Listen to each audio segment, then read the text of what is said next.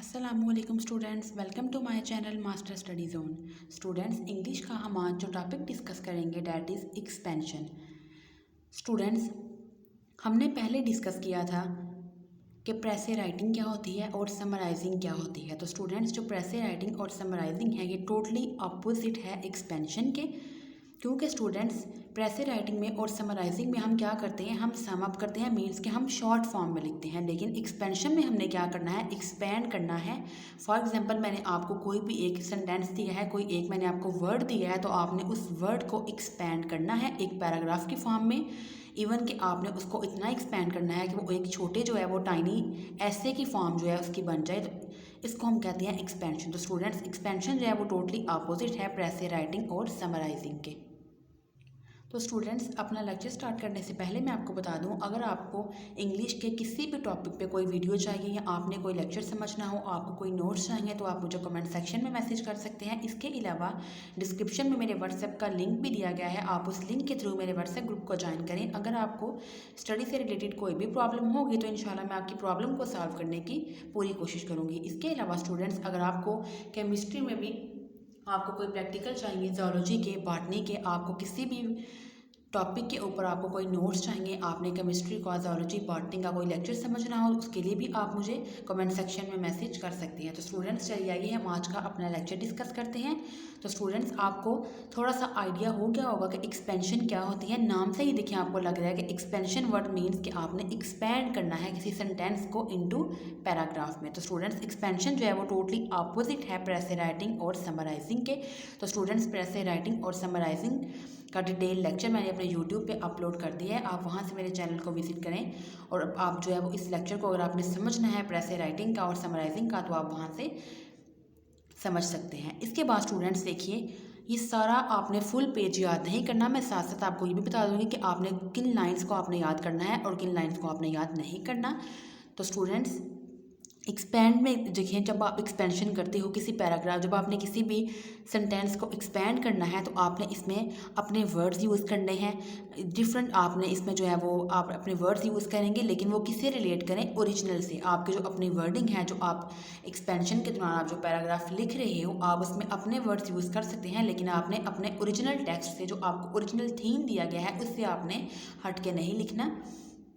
इसके बाद देखिए स्टूडेंट्स, लास्ट में बाकी आपने इस पेज से कुछ भी याद नहीं करना। फिर लास्ट में देखिए कि आपकी जो आप अब एक्सपेंशन करेंगे उसकी लेंथ कितनी होनी चाहिए। तो वो कहते हैं कोई भी स्ट्रिक्ट रूल नहीं है कि आपकी एक्सपेंशन की लेंथ इतनी ही होनी चाहिए। It must not be too short और it scarcely be an expansion और so long as to become an essay. वो देखिए, वो कहते हैं कि आपने इतना कम भी नहीं लिखना और इतना ज़्यादा भी नहीं लिखना कि वो एक ऐसे बन जाए। जस्ट आपने इतना लिखना है कि जैसे एक छोटे ऐसे होते हैं, टाइनी ऐसे, बिल्कुल उस तरह उसकी जो है वो स्ट्रक्चर होनी चाहिए। ऑन दी एवरेज, अगर एवरेज देखा जाए, 80 to 100 words should be aimed at. आपने 80 to 100 वर्ड्स लिखने हैं जब भी आपने एक्सपेंशन करनी है। अब स्टूडेंट्स, हम कुछ रूल्स देख लेते हैं कि एक्सपेंशन के दौरान आपने किन रूल्स को मद्देनज़र रखना है, किन रूल्स को आपने फॉलो करते हुए एक्सपेंशन करनी है किसी भी सेंटेंस की।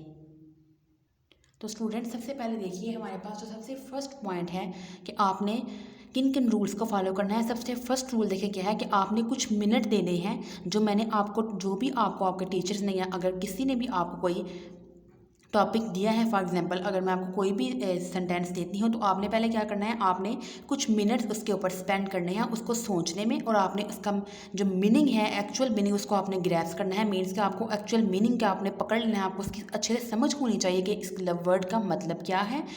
कुछ भी लिखने से पहले, स्टेटमेंट लिखने से पहले आपने उसको कुछ मिनट देने हैं और आपने अपने टॉपिक को अच्छे तरीके से सोचना है। This is very important because if you make a mistake है, all your work will be in when.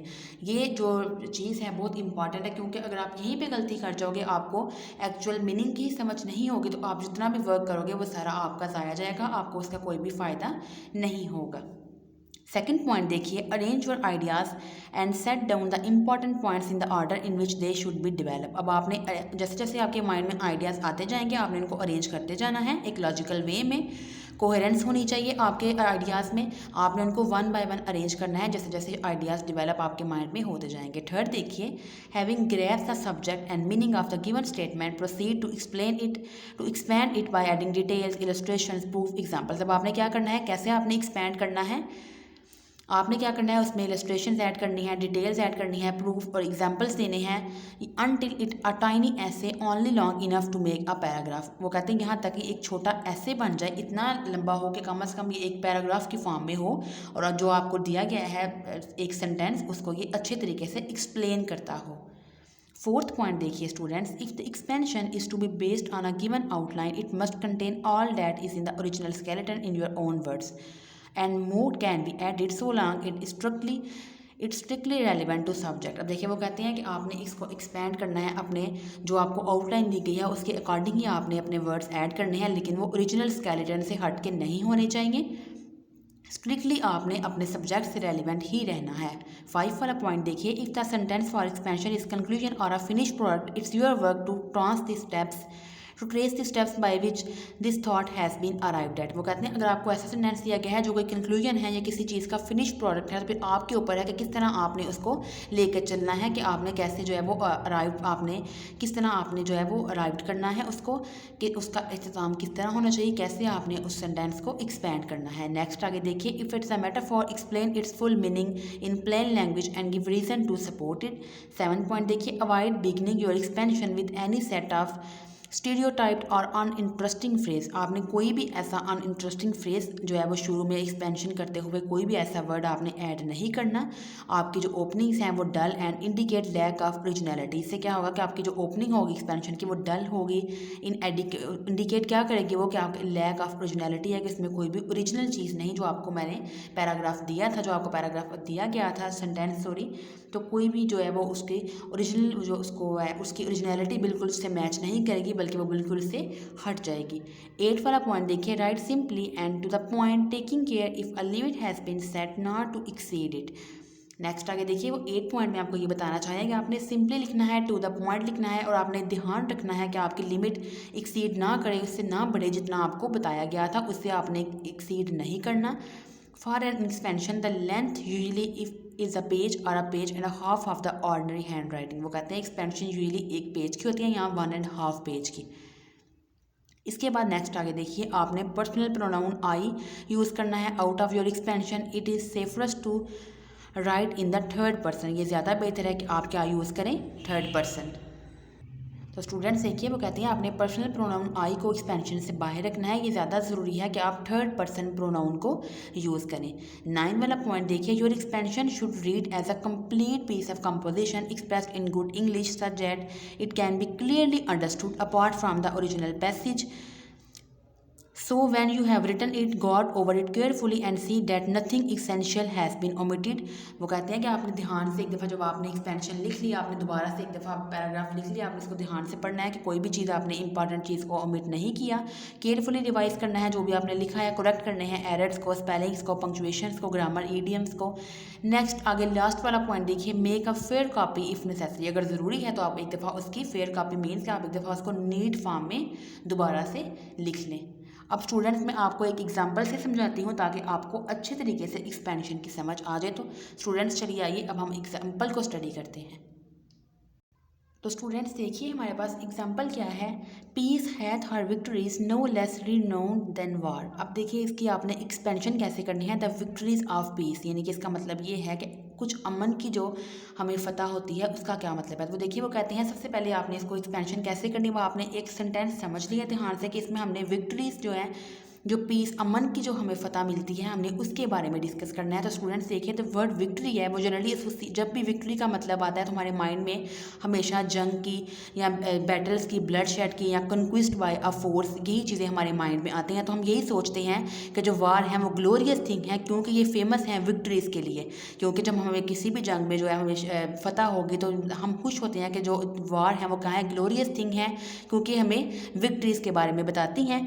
तो इसलिए हम जो है इसको देखते हैं कि because of its famous victories. तो हम जंग को किसके साथ रिलेट कर देते हैं, फेमस विक्ट्रीज के साथ। But when we think of the achievements of great man, लेकिन जब हम ग्रेट मैन की अचीवमेंट्स को देखते हैं, फॉर एग्जांपल स्कॉलर्स की, सोशल रिफॉर्मर्स की, साइंटिस्ट की, एक्सप्लोरर्स की, डिस्कवरर्स की और ऑनेस्ट वर्कर्स की, तो हम देखते हैं कि किस तरह उन्होंने बेटरमेंट ऑफ ह्यूमन रेस के लिए उन्होंने किस तरह उसकी बेहतरी के लिए काम किया और वर्ल्ड की सिविलाइजेशन के प्रोग्रेस के लिए, तो हम रियलाइज़ करते हैं जो विक्ट्रीज ऑफ पीस हैं और इवन मोर ग्लोरियस हैं than the victories of war से, कि जो अमन की फतह होती है वो ज़्यादा हमारे पास ग्लोरियस हैं, उनकी शान ज़्यादा है than the victories of war से।